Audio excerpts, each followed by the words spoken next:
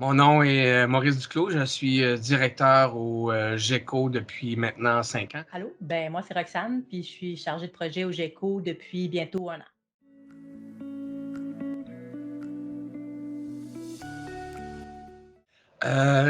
Toute une belle question parce que j'imagine qu'on pouvait la poser à 10 personnes. On aurait à peu près 10 réponses un peu différentes, mais quand même qui se ressembleraient. Au Québec, la consommation responsable est définie d'une certaine manière. C'est défini comme un mode de consommation qui tient compte des différents principes de développement durable. Ça veut dire que c'est une consommation qui est à la fois respectueuse de l'environnement, qui est aussi bénéfique pour l'économie, notamment l'économie locale, tu sais, quand on parle d'achat local, et qui est aussi bonne pour la santé et positive pour la société. Autrement dit, on va essayer d'acheter des trucs qui ne vont pas compromettre notre santé. Fait que c'est pas juste écologique, c'est pas juste environnemental, mais il y a aussi tout un volet économique et de société et de santé. Pour vous donner des exemples de produits, mettons, plus écologiques dans ce type de consommation-là, ça peut être des produits bio, exemple, en termes de nourriture. Quand on parle de respect un peu plus de normes sociales, de leur impact, ça peut être des produits fabriqués ou qui ont été ou qui proviennent de sources plus équitables. OK? On connaît un peu le mouvement équitable, le mouvement Fair Trade en anglais. Quand on parle aussi de produits qui sont plus santé, on peut penser à consommer des produits qui n'ont pas de phtalate, puis biphénol, puis de produits toxiques ou chimiques à l'intérieur ou des perturbateurs endocriniens, et ainsi de suite. Ça arrive souvent mettons, dans les cosmétiques. Fait qu'on peut faire attention par rapport à ça.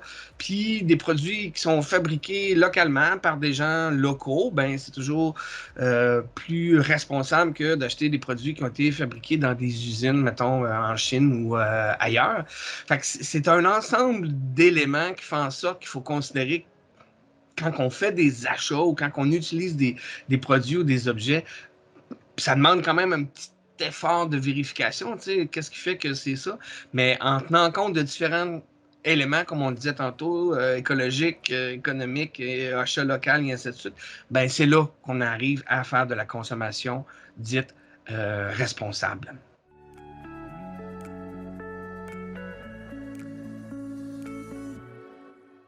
Oui, donc comme Maurice vient de dire, en fait, la consommation responsable, ça prend en compte l'aspect social, environnemental et économique. Puis la consommation éco-responsable, ben ça met un emphase vraiment sur l'aspect environnemental. Souvent, on confond les deux, mais c'est parce que ça revient un peu au même, en fait, parce que la consommation responsable inclut la consommation éco-responsable. Aussi, quand les compagnies externalisent leurs coûts, ils font sur les deux fronts, social et environnemental. Externaliser les coûts, dans le fond, c'est l'inverse d'être responsable, c'est dépenser le moins possible, ne pas payer ses employés un salaire viable et puis on détruit l'environnement, donc sans aucune réparation. Puis, dans le fond, on laisse les autres payer le coût social et environnemental. Donc, les compagnies qui ne font pas l'externalisation des coûts, donc qui sont responsables, vont se faire être éco-responsables aussi, dans le fond, ils vont améliorer leurs pratiques sur les deux fronts. Externaliser les coûts, dans le fond, c'est quand une compagnie,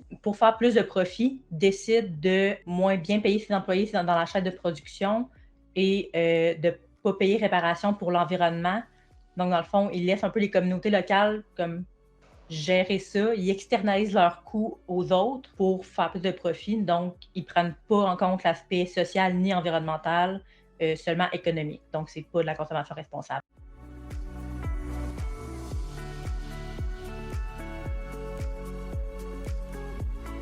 Oui, donc consommer de façon responsable, ça passe pas juste par nos achats, mais c'est aussi utiliser ce qu'on a et gérer la fin de vie de nos objets. Donc, on a 4 étapes à suivre: réduire, réutiliser, mieux acheter et recycler. Donc, réduire, c'est vraiment l'étape la plus importante parce qu'on consomme beaucoup trop.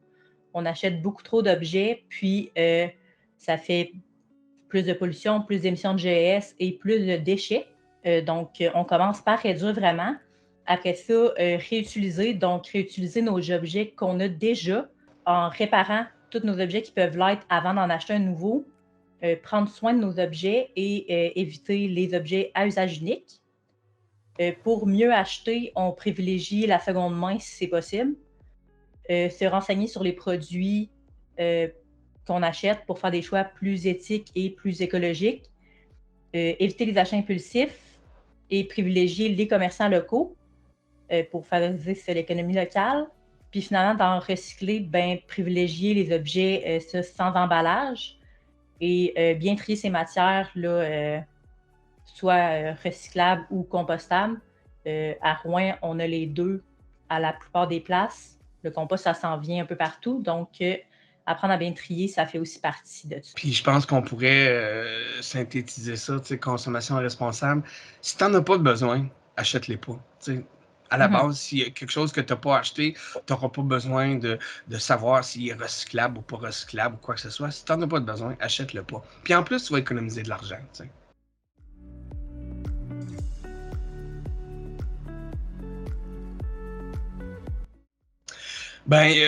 Les avantages, il y en a beaucoup parce que si on achète moins et qu'on achète mieux, on va d'abord réduire la pollution parce qu'on a acheté moins de trucs. Quand on a acheté moins de trucs, moins d'objets, moins de produits, ça veut dire que l'usine en a produit moins. Les usines, ça émet de la pollution.